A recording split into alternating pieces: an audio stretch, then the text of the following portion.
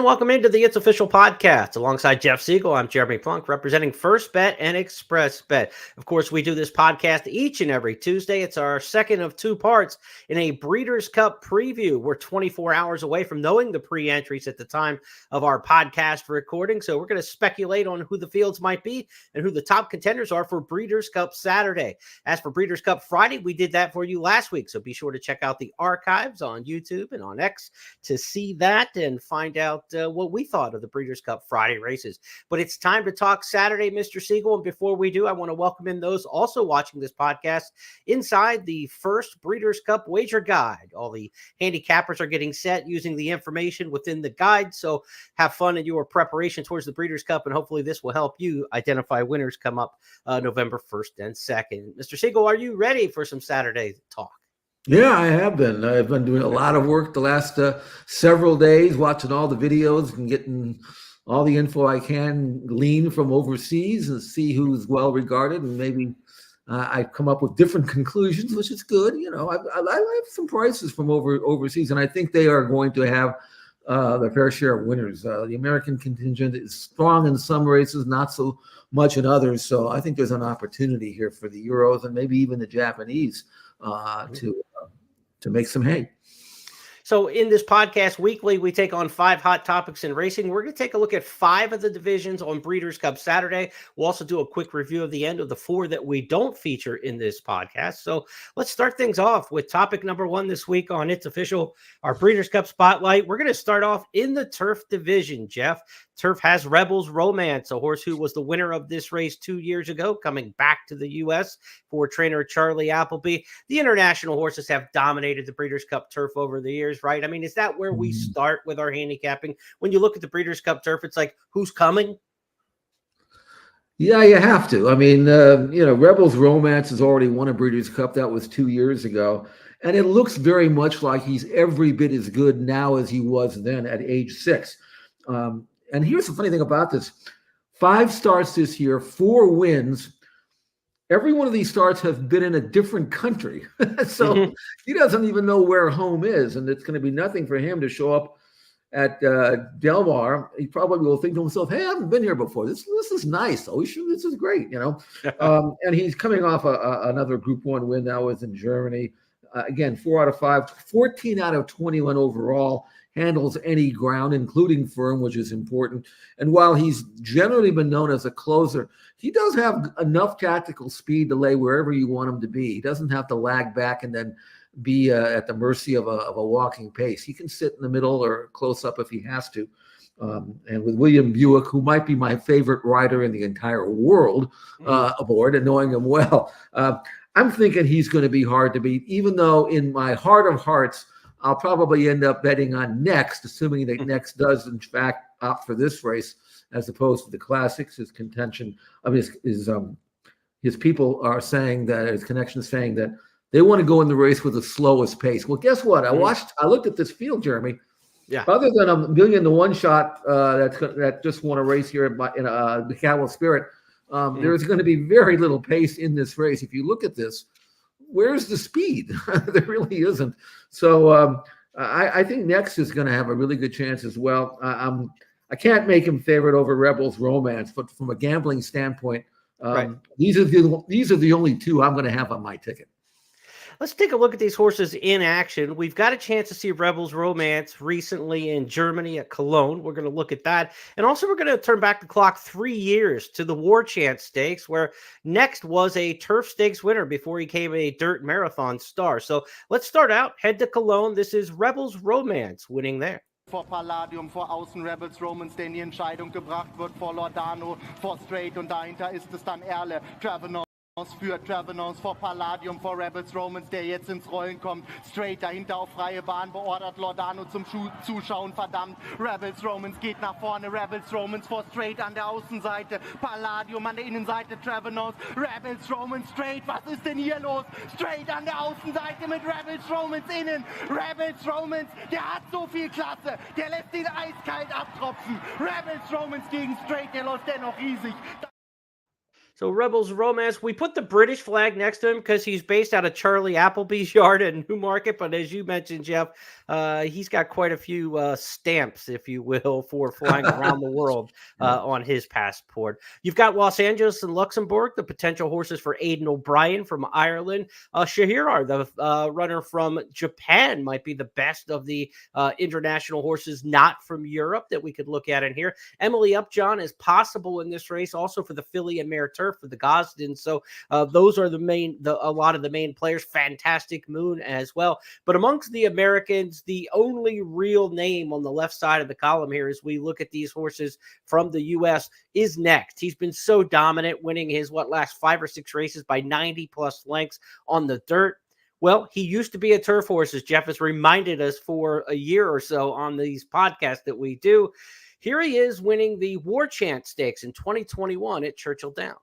Next turns for home in front by 2. Helium's coming on. Dynamite is there. Royal Prince down toward the hedge, heading for the 8th pole. It is still Next. Next in front. Royal Prince runs up into 2nd. Helium is flattened out. Dynamite is 4th. Final 16th. Next clear by 3. Royal Prince into 2nd. A distant 2nd to Next.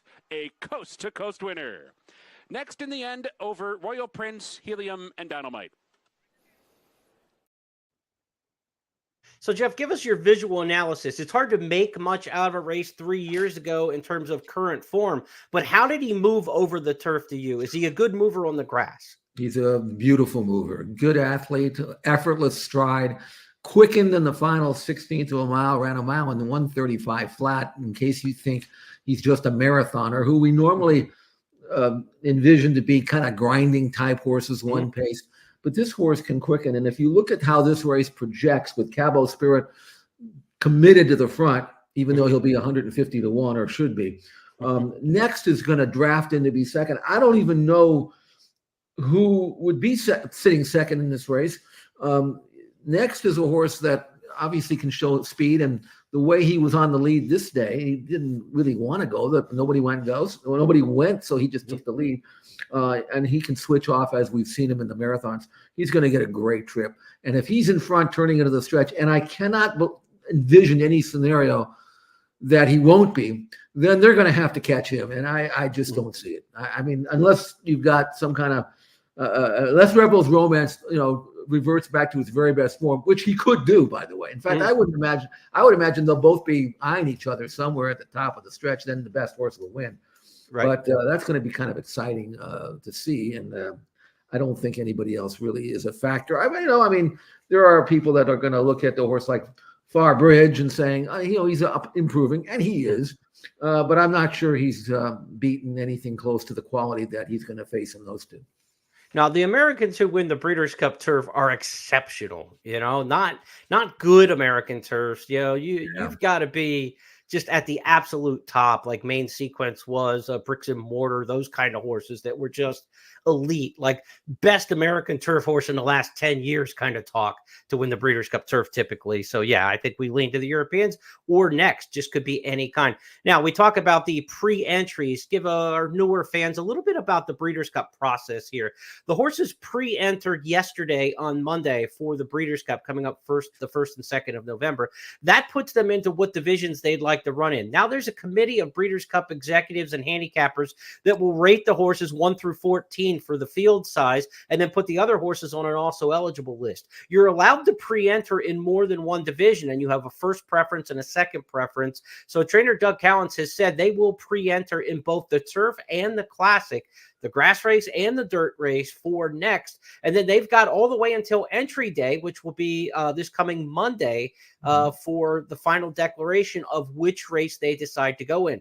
Once you declare that on entry day, that's it. You can't enter 2 races, but you can pre-enter 2 races. So we will know next Monday exactly which race Next will be in when the pre-entries are announced on Wednesday of this week on October 23rd. Now we'll know where everybody is pre-entered, and you can start that research and the handicapping process and keep your ears out and listen and your eyes out for everything you can listen and read about these horses as they have decisions to make in some of these divisions. So Next will be one of the most talked about horses over the next 5-6 days until entry day, without question the most talked about horse, I think, in terms of where's he going. That seems to be the big story. Jeff and I are both in agreement. He belongs in the turf as far as his best chance of winning. Not only the pace, they talk about they want the slower pace, but when we looked at that list of turf horses, there is nothing in America to scare anybody in this year's Breeders' Cup Turf Division. And from Europe, it's not one of those years where they're bringing in one of the greats of all time. This is a year where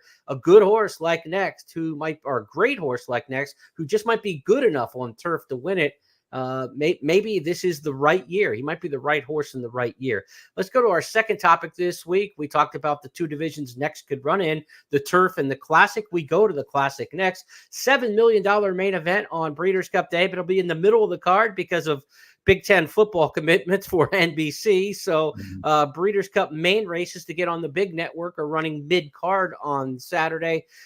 Now, in terms of the Americans, they certainly have big numbers in here. As for the Europeans, they have many of the big storylines. City of Troy, winner of the Epsom Derby, also big-time winner against older horses since then. Derma Sotogake, who we saw here run second in the Breeders' Cup Classic at Santa Anita last year. Forever Young, who we've seen in the States run a dynamite third in the Kentucky Derby, beating a couple noses there. And Ushpa Tesoro, who was a late-running participant in last year's Breeders' Cup, a Dubai World Cup winner. Jeff, on the left side, it seems to be all about the 3-year-old Fierceness. On the right side seems to be all the big storylines. Yeah, that's almost the way it should be. I mean, this has got depth. It's a good thing that the Euros are going to be here, because otherwise it's almost like we've seen the horses on the left run against each other. There's nothing fresh there other than Fierceness's his quest for a horse of the year, and he will be if he wins it. And he's been training steadily. Unfortunately, we don't have any video from where he's been working at Saratoga, so we just have to read the quotes, and sometimes that can be misleading. But I'll take a look at him when he finally shows up, and if he looks like he's held his flesh and looks like he's in good form, then he certainly can be expected to run back to either one of his last two. But one thing that I will notice, if you look at his form, he's been up and down. We know that, and he's run some good races otherwise. But I mean, you take those Saratoga lines out of the PPs, and maybe he doesn't look as great as you think, Yeah. And so I don't know. I mean, and also with a committed speed horse in the race, Arthur's Ride. I think we figured out that the pace is going to be fast. I can't emphasize this as much as I can, and I want to keep repeating it because I want people to realize Del Mar is a very pro-speed track. Didn't used to be that way. In fact, the last time they ran the Breeders' Cup at Del Mar a few years back, it was anti-inside, pro-rally wide. But this summer at Del Mar, you couldn't pass anybody. And at 1.25 miles, especially with that short stretch, you do not want to be that far back, which is why I'm not betting on him, but you better throw an Arthur's Ride on your ticket because he's going to be loose on the lead. And, on that track, look out. But I think it's going to be boiling down to Fierceness, who's going to be in a stalking position. That's where he likes to be. And then where's City of Troy going to be? He won the last race going 1 mile and 5/16 on the lead, but he's also won some way back. So somebody better tell Aidan O'Brien you don't want to take back in this race. You'll never see the front end. But it's a great race because you've got a potential horse of the year in Fierceness, and one of Europeans' greatest horses in the last decade or longer than that in City of Troy. And that's the kind of showdown that a world championship race is supposed to have. And it could be Breeders' Cup history, right? We do not see Breeders' Cup juvenile winners come back and win the Classic. This is kind of what the Breeders' Cup was meant to do from the beginning. From the very first race when Chief's Crown won the very first Breeders' Cup juvenile in 84, he was supposed to come back in 85 and be the big 3-year-old, right? This is what this whole program was set up to do, is have the best on championship days and over generations. And so Fierceness can do something that's just historic here if he's able to repeat what he did in the Travers. That was 1.25 miles at Saratoga. You mentioned his affinity for the Spa. Here he was at his best in a showdown with Torpedo Anna in the Travers. He's 4 lengths off the new leader, Fierceness. 3/4 in 1:11.3. They're at the top of the stretch, and Fierceness takes command. Sierra Leone is coming with his run on the outside of Torpedo Anna, who's currently second. They're in the final furlong. Johnny V asking Fierceness for everything he has. 3-length lead. Torpedo Anna running her heart out and coming with every stride. Fierceness, Torpedo Anna in an absolutely dramatic conclusion. The champ is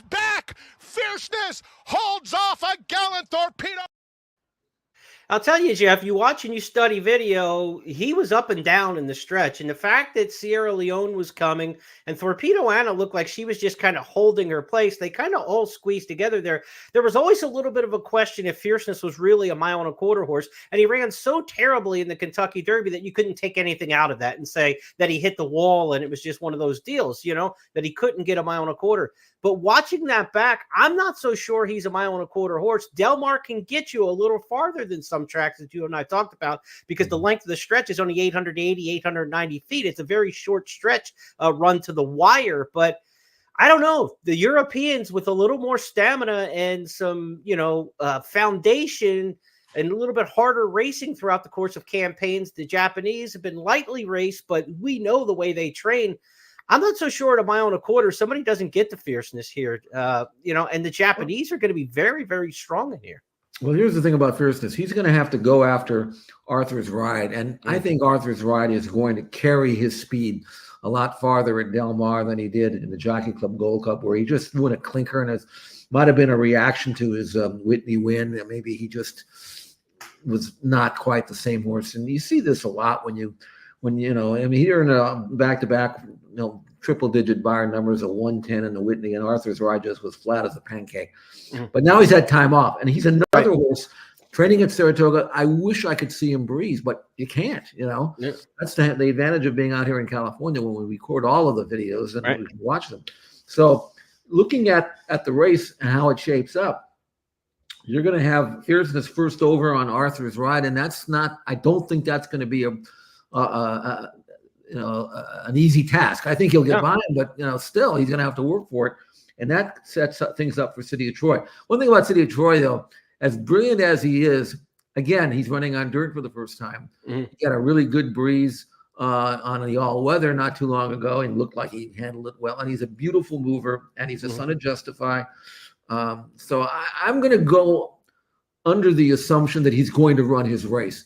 And as good as Fierceness has been, he has not run a race as good, in my opinion, as City of Troy did when he beat older horses in the Juddman International, beating, among others, the subsequent Arc de Triomphe winner. So it's pretty hard to get by that. Also, breaking the track record by almost a second, the course record held by See the Stars. It was incredible. So, it's hard to look at City of Troy and saying he's not good enough to win if he handles the dirt. He's good enough to win if he handles the dirt. The judge, Royal Rhyme and Duretza, 3 deep, followed by Ghostwriter, Hans Anderson, Blue Stocking, Zara Kems Green, Jacket with a white cap next, Ambiente Friendly. Then on the outside, Calandagan, Maljoum travelling well at the rear in the yellow jacket. And then Isra, Alflela being pushed along. Docklands is starting to improve now and moves out of last place. But as they move down towards the final 2.5 furlongs, City of Troy still grinding it out in front here from Royal Rhyme on the outside. Down the centre, here comes Calandagan. City of Troy really putting in the afterburners now, though, as they race up towards the final furlong. He leads by about 1.5 lengths. Calandagan trying hard to rein him in. Back in third place is Ghostwriter. City of Troy having to dig really deep here as they race inside the final furlong. He's made every yard so far, and City of Troy, what a game performance all the way in the City of York in the Juddmonte. Calandagan second, Ghostwriter, Blue Stocking, Royal Rhyme next, and then Duretza.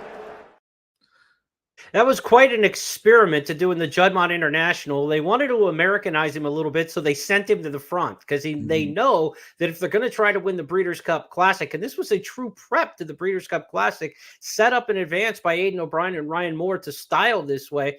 The other thing they did was they made him run without cover in this race. And you talk about the Europeans always wanting to run with cover, which means horses are to their outside and they're tucked in. You don't want to be in cover in a dirt race because he's going to be taking a ton of dirt then. So they taught him to run without cover in that race as well. And if he's going to have success at Del Mar, he won't want to get a lot of kickback. So he'll probably be, to the outside of horses, and they'll try to keep him away from cover actually in the Breeders' Cup Classic. So it'll be a great training job if he's able to pull this off, not because it's so difficult for a European to win the Classic. I mean, we've seen it happen with our Kong in 1993 at Santa Anita.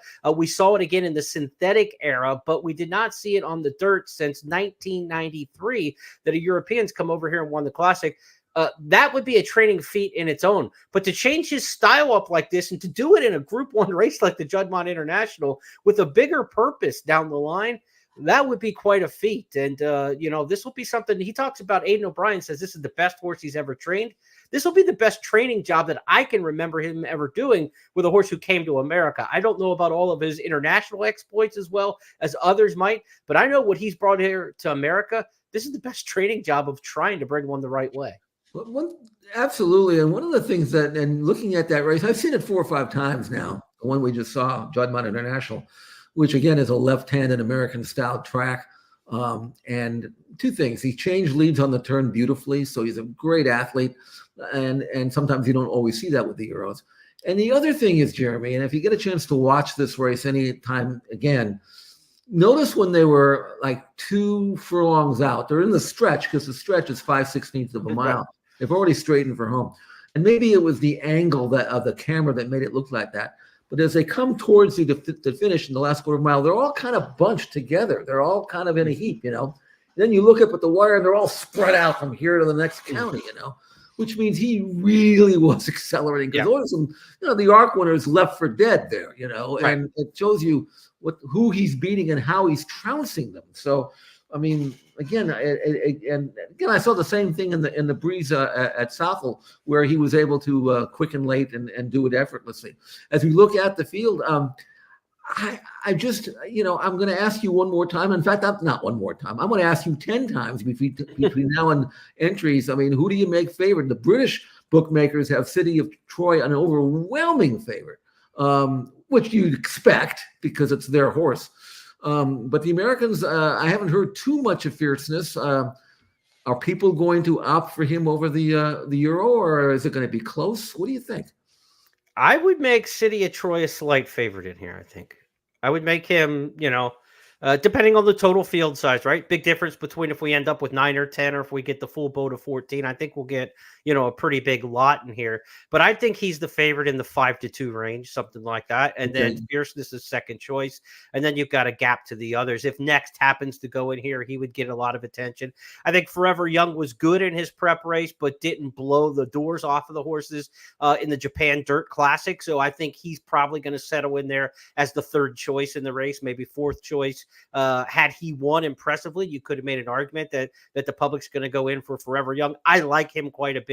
I think Ushba Tesoro from well back has got a shot in here because I'm afraid some of these horses are going to be coming back, as we talked about with the potential of the pace. So Ushba Tesoro, a dead closer, no question about it. And Del Mar's track configuration doesn't set up for him, but I've seen him win too many big international races to say if he gets the right pace set up that he couldn't win. The track configuration be damned. He's going to be a contender in there. But as for favoritism, I would make City of Troy a slight favorite over, fierceness, and then a pretty sizable gap back to anybody else, right?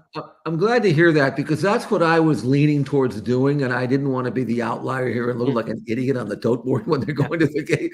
But I just think that people are going to look at these 2 horses and say, well, I'm still not completely trustworthy of Todd's horse. And fierceness, we've known him to run good and bad, and he's not going to get an easy trip. And yet, I also harken back to how absolutely brilliant he was in the Breeders' Cup. Now, granted, that was Santa Anita, but still, how terrific he was last year. And we may not have seen the best of fierceness yet because he was a very aggressively trained as a 2-year-old, went a little stale, and now after his 2 wins at Saratoga with time off, could he come out and just explode? It's possible. He could be really good. So this is really intriguing. I'm almost to a point now. I don't really care who wins as long as I don't blow the line. So your job as the official morning line maker is to predict the public. So for that's people all I'm trying to do. That's why I'm asking you. I figure you got a good handle on it, so maybe Yeah, I mean the job of the morning line maker is to predict what the final odds will be, not to give their opinion on what the odds should be. So Jeff, who does the official morning line for Del Mar and Santa Anita, will be tasked with that job for the Breeders' Cup to make the official odds. For folks of you who don't know or are new to the podcast. So you're looking at the guy who's setting the prices right there. The pressure's on him. But once the public betting starts, I mean, even by Friday, advanced early bird wagering, new odds are going to be posted up there. And then the morning line becomes more of a guideline at that point. But for sure, I think it's just an absolute 2-horse gambling affair. Fierceness and City of Troy for this year's Classic. Now, you may pick another horse to win the race, but I'm talking about as talking about the gambling in this race. 2 are going to take all the attention. Let's go to our third topic this week on It's Official. We roll through the Saturday divisions. Our Breeders' Cup Spotlight goes next to the Filly and Mare Turf, and there may not be a division with a less certainty on my end right now of who's going to show and who's not going to show for this race. Jeff, let's look at some of the names to know in the Filly and Mare Turf. Again, we are 24 hours from the pre-entries being announced. I will be very surprised if there's not a big overflow beyond the 14 in here with some cross-entered horses as well. We saw Emily Upjohn listed in the Turf division for the Gosdens. Emily Upjohn would be the favorite probably if she goes in the Filly and Mare Turf.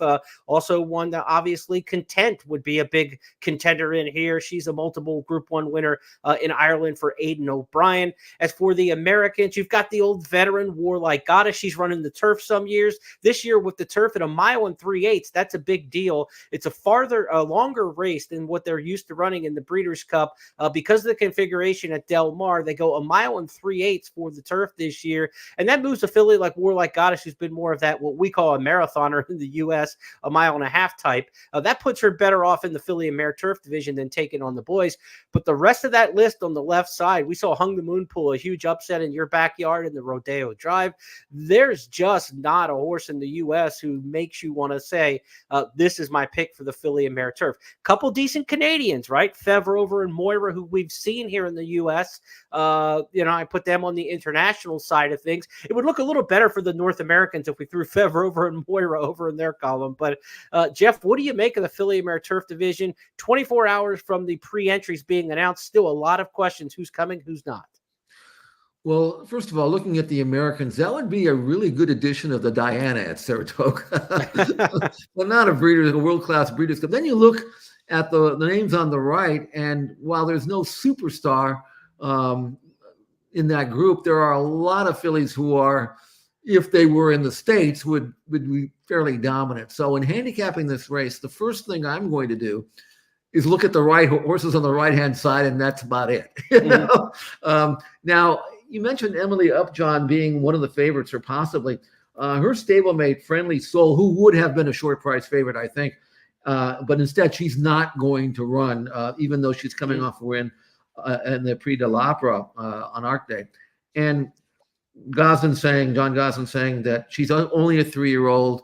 We don't want to, she's coming off a win. Let's put her away, let her grow up a little bit in the winter and bring her back for next year. I'm sure she's the kind of filly, especially owned by George Strawbridge, who loves throwing in the Breeders' Cup, that would be in this race next year, assuming everything goes well.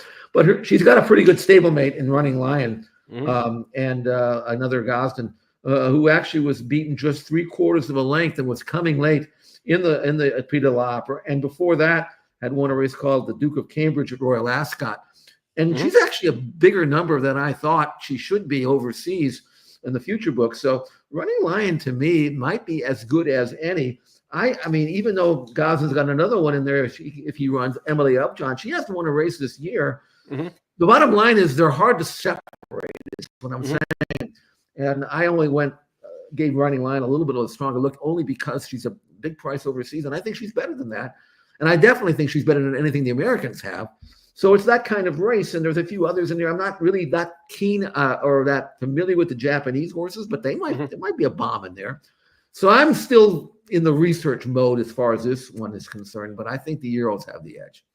Let's take a look at some race replays. Maybe that'll help us sort some things out. You talked about Running Lion running second in the Prix de l'Opera. Let's go back to that race on the ARC undercard. Coming through mid-pack in the green silks. Keep an eye out for Running Lion's going to end up second. Numéro 6, Almara est à la corde. Friendly Soul, le numéro 9, de mieux en mieux à son côté. Running Lion également qui est là. Fallen Angel qui progresse à son tour comme le numéro 8, Start of Day. Pendant qu'en dehors, le numéro 5, Sparkling Plenty, tente de refaire du terrain. Running Lion avec Falling Angel, avec également qui vient au centre Friendly Soul, le numéro 9.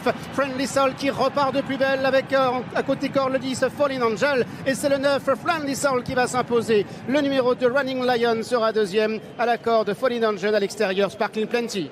Cet été à Deauville, John. So we see Running Lion potentially coming out of the Prix de l'Opera. Second place finish there would look as good as anything that the Americans have on form for sure. As for the other Europeans, we're not certain, but if Aidan O'Brien brings content here, she's had just an outstanding season. Let's go back and take a look at her most recent victory last out.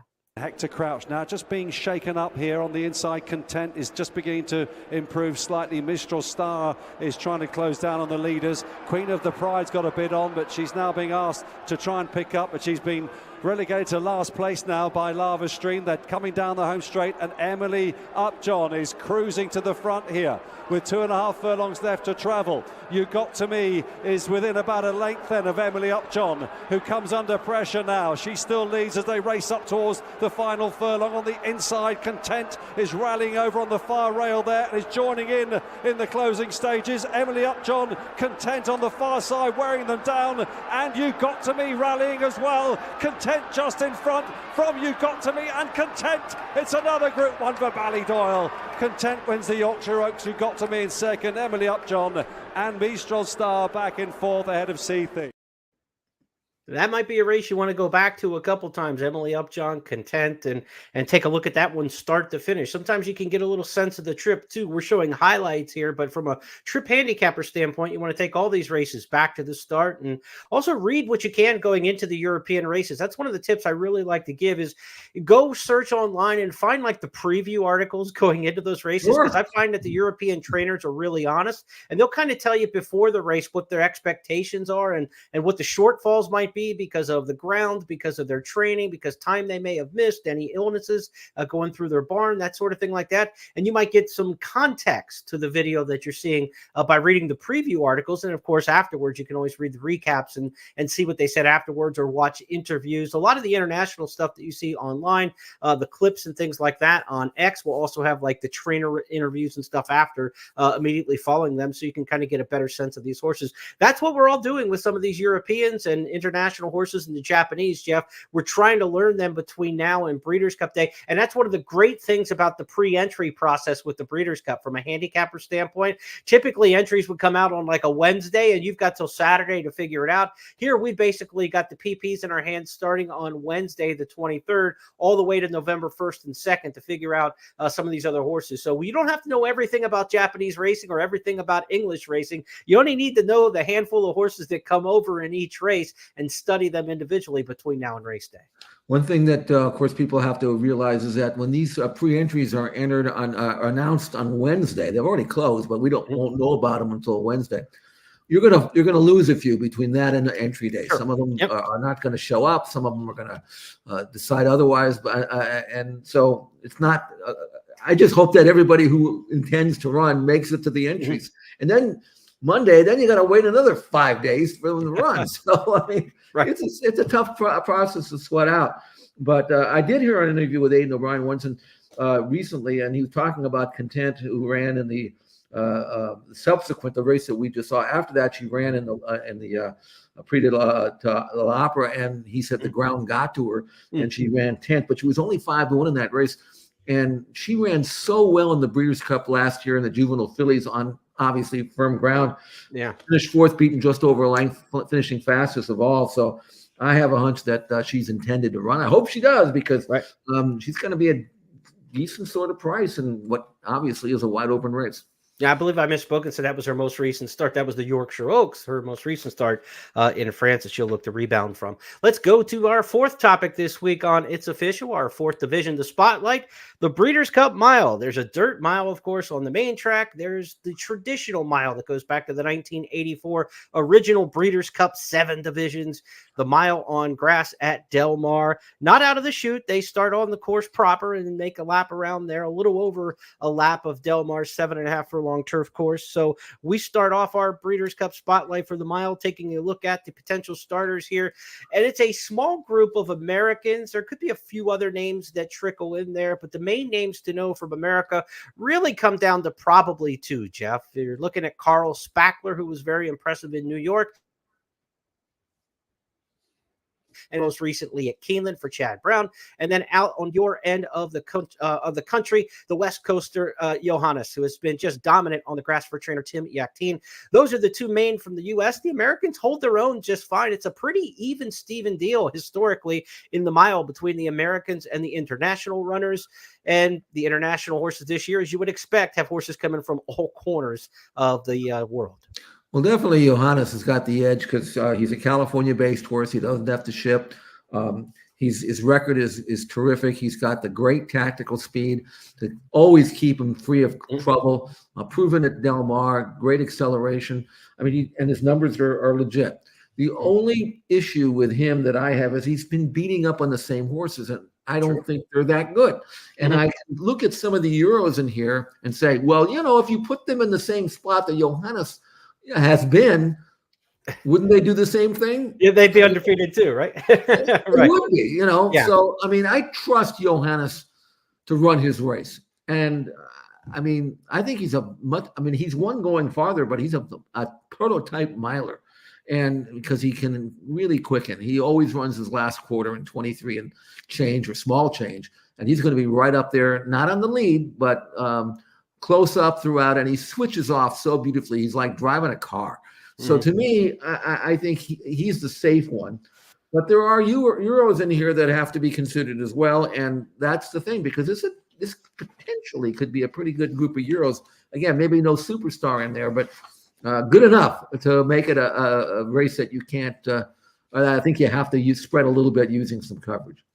Let's look at some of the prices that are offered on oddschecker.com right now, looking at all the different international markets towards the mile. Notable Speech is the 7-2 morning line favorite for Charlie Appleby. Porta Fortuna, the filly, the 3-year-old filly, sensational French filly, 7-2, also co-favored with Notable Speech. And Romachuel, the filly from France as well, she's 4-1. We've seen French fillies going back all the way to Miesque and Six Perfections and through the ranks do very well in this race over the years.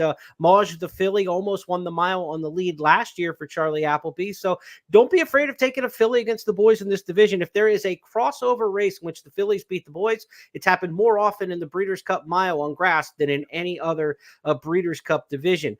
Let's take a look at Porta Fortuna in action and go and take a look at her in one of her victories. The 3 pole behind them, then Elang Elang, Vespertilio, Wendler, Magical Sunset, and getting a squeeze out the back is Janssens. They're in the straight. Just over a quarter to go. Fallen Angel from Soprano on the inside. Mama's Girl into a challenging position is Porta Fortuna.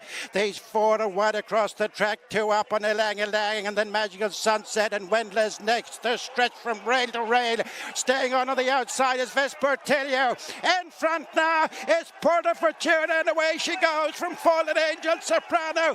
Porta Fortuna is the winner from Fallen Angel Soprano. Elang Elang finished off well as Porta Fortuna completes a hat-trick of wins at the highest level in the Matron Stakes for Tamarco. And Jeff, we've seen Porta Fortuna here in the U.S. She was here for Breeders' Cup when she was a 2-year-old coming back to the States.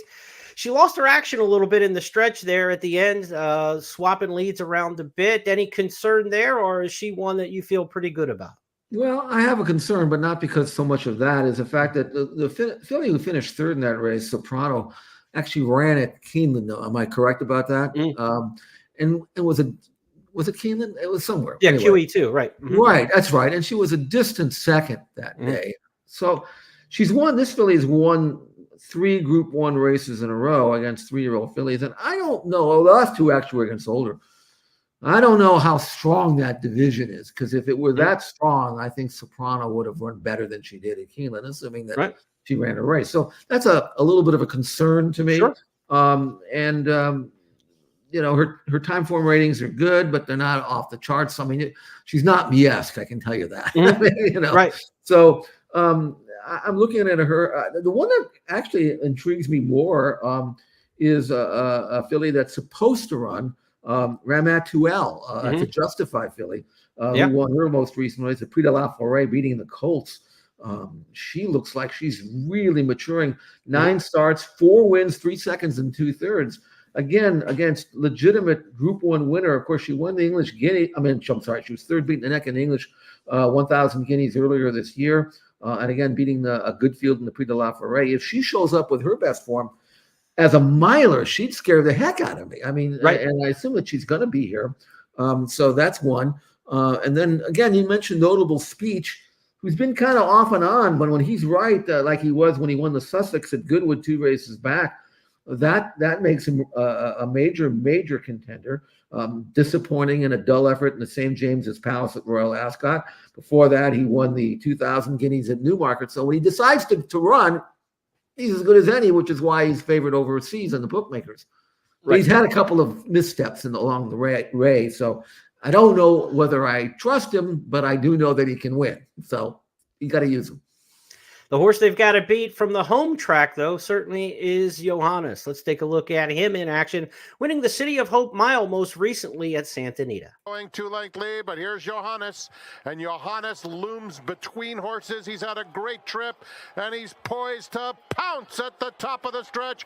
Johannes up to take the lead. De Jour has surfaced with his rally, and Trickery is in fourth. A 16th to go, and Johannes puts away Conclude and opens up another dazzling display for Johannes to win the City of Hope Mile.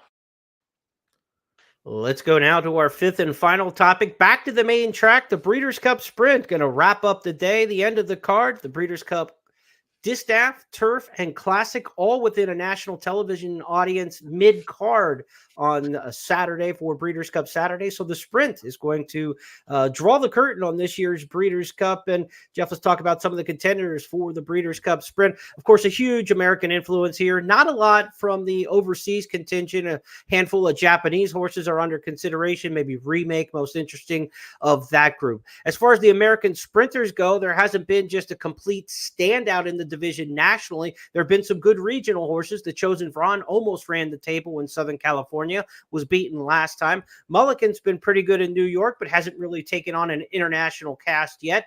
And then the stakes rising horse Federal Judge, last time out at Keeneland, was really stepping up into the big ranks for the first time when he ran just a track record sizzling performance. Federal Judge, the leader, around the turn by a length. Comedy Town goes second, and then Swervin is struggling to keep up. In fact, drops back between horses. Hear My Song moves by to the inside to take third, and then My Buddy B, who swings out to the center of the track for clear running, in fourth, but still 6 lengths off the lead. Federal Judge, the leader. Federal Judge into the final furlong, has the lead by 3 lengths. Then Comedy Town is in second position. My Buddy B third, and Nakatomi is still far back to the inside in fourth. And the leaders past the 16th pole. Federal Judge, Flavian Pratt to win the stall. Keenan Ogden Phoenix. Win and you're in. Federal Judge. Nakatomi did come up the inside to grab second on the line. You knew Brad Cox was going to get off to a good start at Keeneland. You didn't know he was going to set the record for most stakes wins in a meet, which he's done with a week left to go. That was his first stakes win of the season. Federal Judge was fantastic that day, Jeff. Is that a horse who's just getting good right now and can be a winner of a Breeders' Cup Sprint? Yes. Yes and yes. He is getting good right now. He was a good, fast, young prospect last year as a 3-year-old when he won his debut, came back and won a first-level allowance. Then ran into Woody Stevens and faded, and then was turned out, and then gelded in the interim. So he came back a gelding, beaten somehow in his comeback at Saratoga. He was favored that day, got worn down late. But then his last 2 races were runaway wins, and his buyer numbers have gone from 90 to 91 to 100 to 106 in that race. And he's fast. There is no rating him. There's no taking him back. There's no trying to be cute. Just let him roll out of there. And that's exactly the same strategy that Straight No Chaser is going to use. And Straight No Chaser, other than when he got left at the gate in the Malibu, has been in the front in the first call in every race of his life. So it's possible these two hook up. And, you know, they're both quality horses for sure. And they can take heat. But I don't know whether this is one of these races where they're going to kill each other off, even though Del Mar Sprinting is a pro speed track. Horses continue on, they carry their speed. If one gets loose on the lead because the other one doesn't break well or something happens, that one, whoever it is probably going to win. Unless Milligan is as good as I think he is, Jeremy, and he's backing up from 7/8, even though he's been near the lead. But he's pretty fast. Last time he ran 6 furlongs, he won easily. So it's not like the shortening trip's going to be different than him. But I don't think he's as quick as the others two. But he looks like he's going to be sitting third. Maybe that's where you want to be in a race like that with two dueling leaders.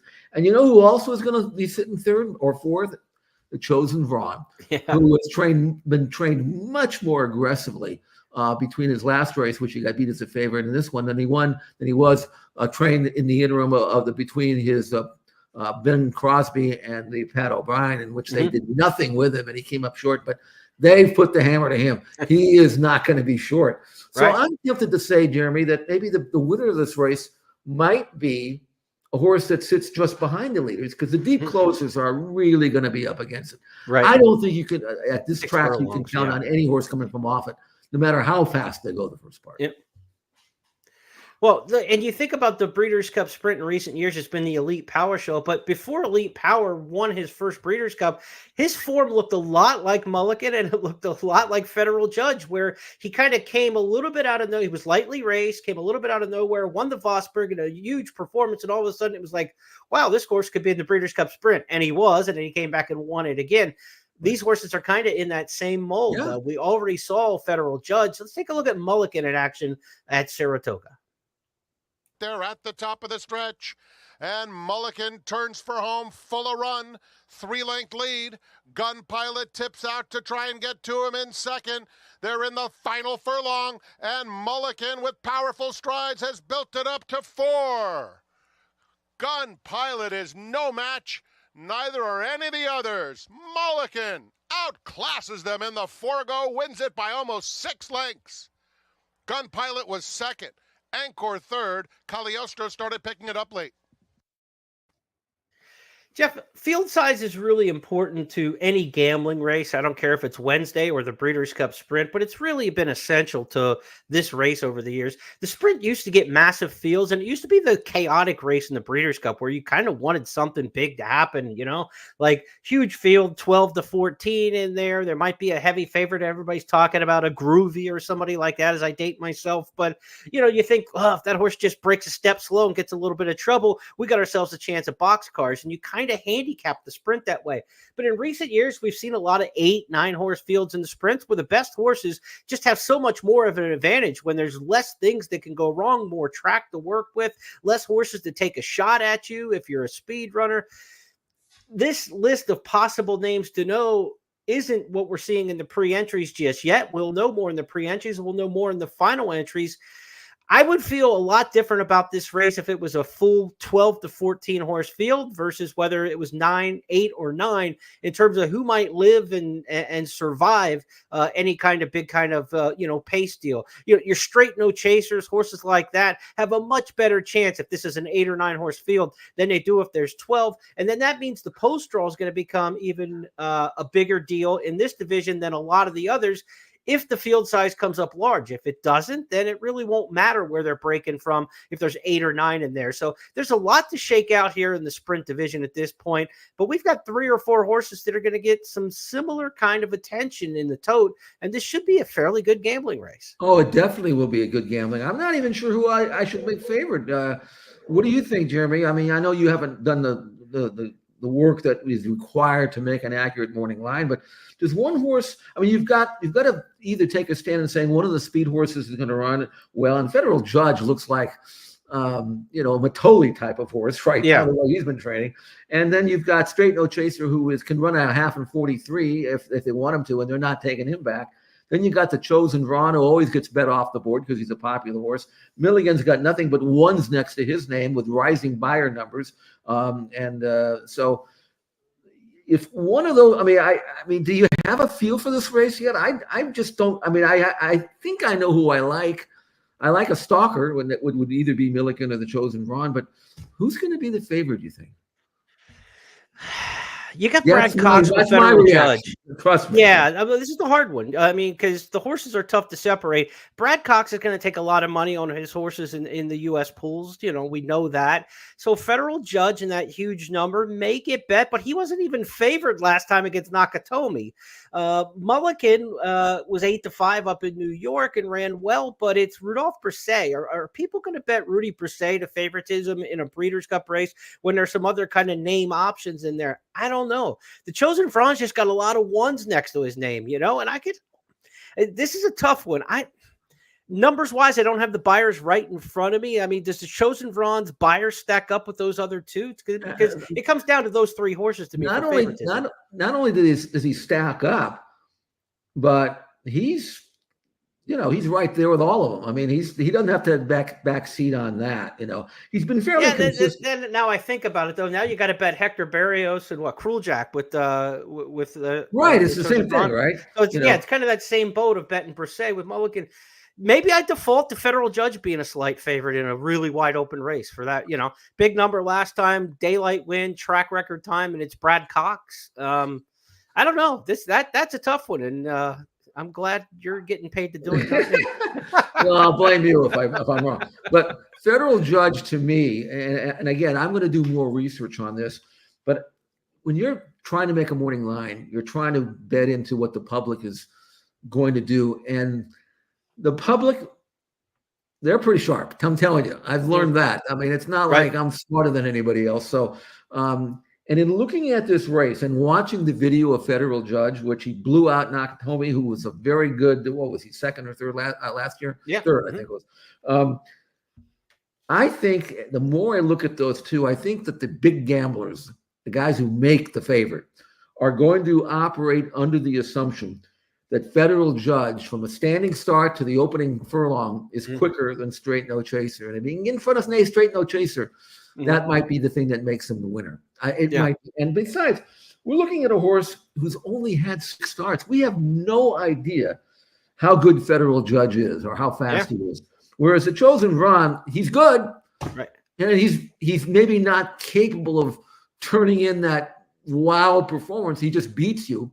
But it may take sort of something like a wow performance to win this race. He was 5th in this race last year, and everybody can see that in the past performances, right? But a much tougher edition of the Breeders' Cup Sprint last year. That was one of the best sprints we've ever seen. Sure. And this year's sprint doesn't look to be as sharp, but with horses like Mulligan and horses like Federal Judge, we're saying they were what Elite Power was 2 years ago at this time. So last year we're giving Elite Power the credit of being a defending champion, of making that a really tough-looking race. But these horses might be of that kind of ilk. So we might say 2 years from now that this was a great edition of the Breeders' Cup Sprint. I'd say your job as a line maker got a little bit tougher when Chosen Franz got beat last time. Had he come in with that long stretch of wins, I think that would have been kind of the public loves ones in the past performances, right? I mean, if he was on that long win streak, he might have been a slight favorite. But I mean, depending on the field size, you could be looking at 3-1 as a favorite in this race, and I wouldn't shake a stick at it.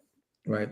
Well, it's going to be a great race. It's actually, you know, we always like to have the Classic as the last race of the day, but this is a pretty good alternative if you're gambling and trying to get out, you know. So and wouldn't it be great, like on a sunset, the national audience is left. The only thing that's left are the real horse players, right? You got the crowd at Del Mar, and you got that veteran Calbred in the last race. Would it be a great way, as darkness is overcoming Del Mar, that the Chosen Franz would wrap up a Breeders' Cup there? That would actually be pretty cool to see, because he's a fan favorite. You know, the Calbred running in California. It's not like he's got to go on the road or anything like that. That'd be a pretty cool way to finish up the Breeders' Cup. We're going to finish up our podcast with a look at some of the other divisions quickly that we didn't talk about here in our Big Five preview. Dirt Mile, one of the first races on the card, first race Breeders' Cup wise on Saturday. Domestic Product coming off a big win. You've got in here, Lemon Pop and T.O. St. Dennis. Remember, T.O. St. Dennis almost won the Ali Sheba on a Kentucky Derby Day. Ran a massive race the last time we saw him in the United States. Potentially could see Muth in this spot for Bob Baffert. National Treasure, the Preakness winner 2 years ago. Sees the Gray, the Preakness winner this year. Matchup of Preakness winners, and of course National Treasure, a dirty nose last year, Jeff, away from winning this Dirt Mile when he ran maybe the best race of his career, but got beat by Cody's Wish. Yeah, but he was disappointing in his last start, I thought. I'm not sure he's the same horse this year that he was last year. Muth, I can't make. I would like Muth, and if he hadn't run so horribly last time out. Yep. Domestic product is really gotten good. I don't know whether he's more effective around one turn, but if he can duplicate his one-turn races at a mile, a two-turn mile, then he could be very tough to beat. You mentioned Teal St. Dennis.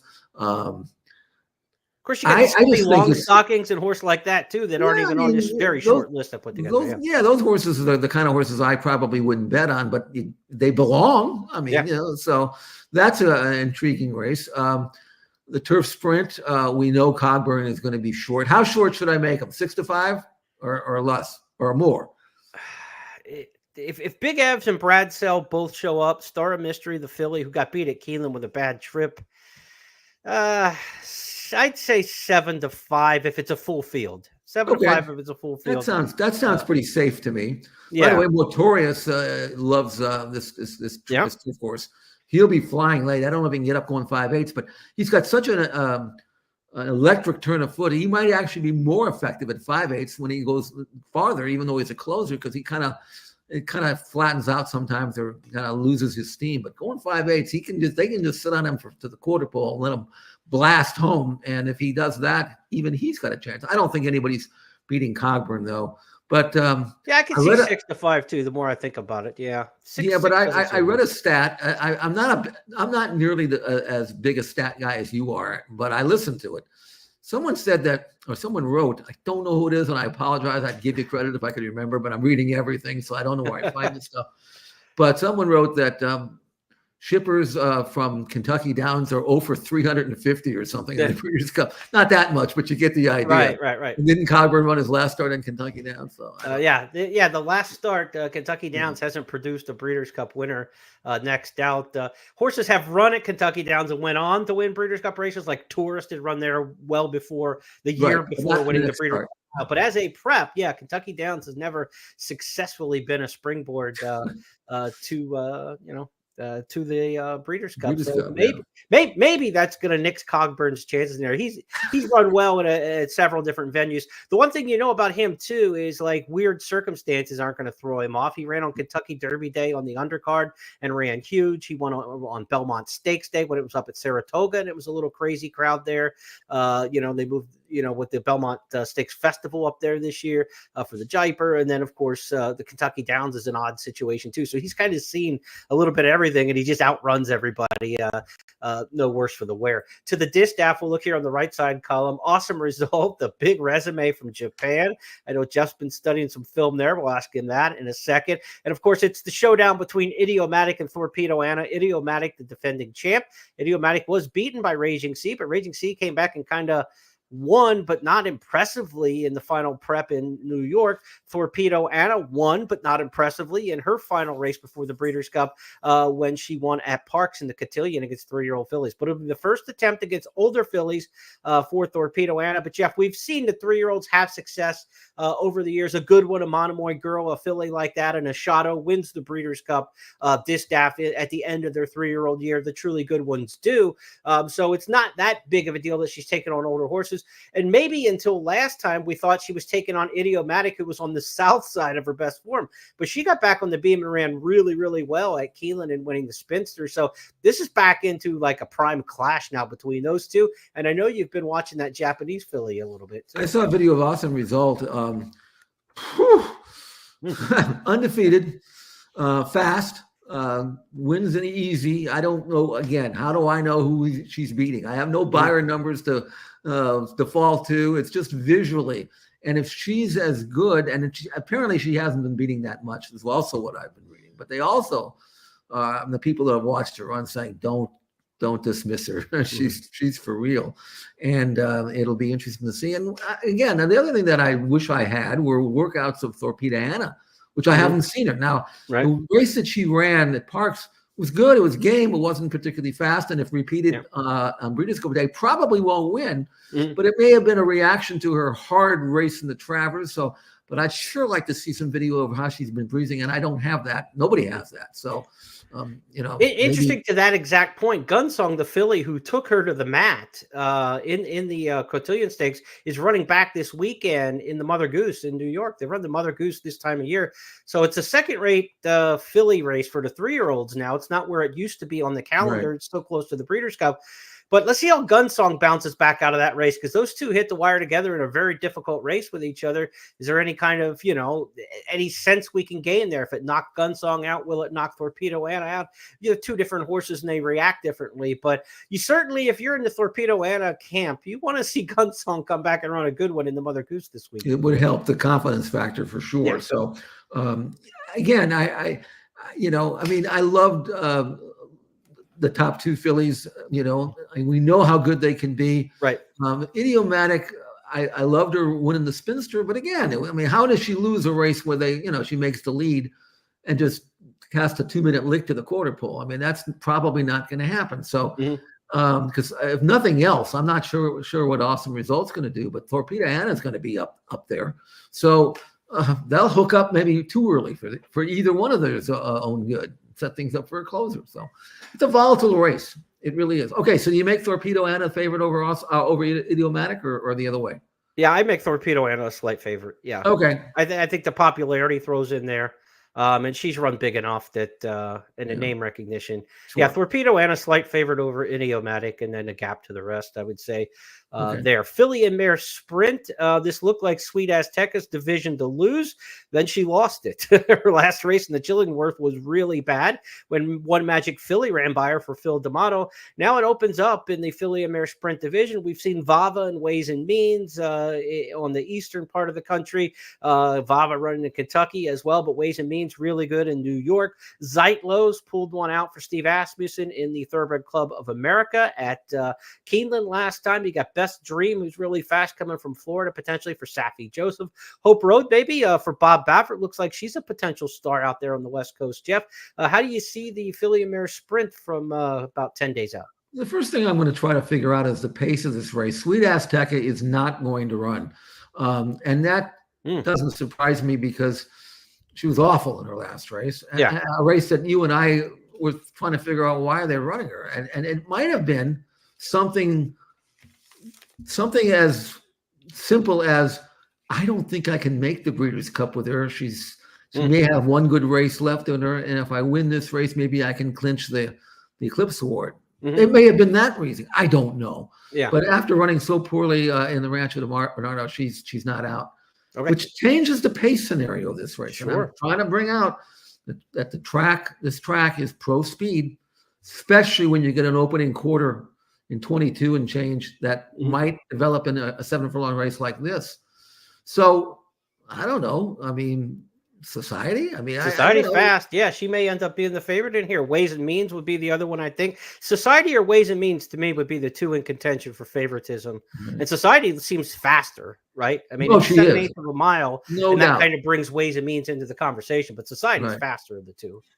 Put her on the lead by herself, she can beat just about anybody. And that's part of the reasoning you have to use if you're handicapping Del Mar.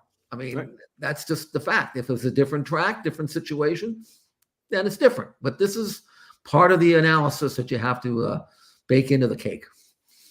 Well, we hope you enjoyed our extended preview of 5 major Breeders' Cup races on the Saturday long distance forecast, if you will, for the Del Mar Racing. We looked at the Turf, the Classic, the Filly and Mare Turf, the Mile, and the Sprint.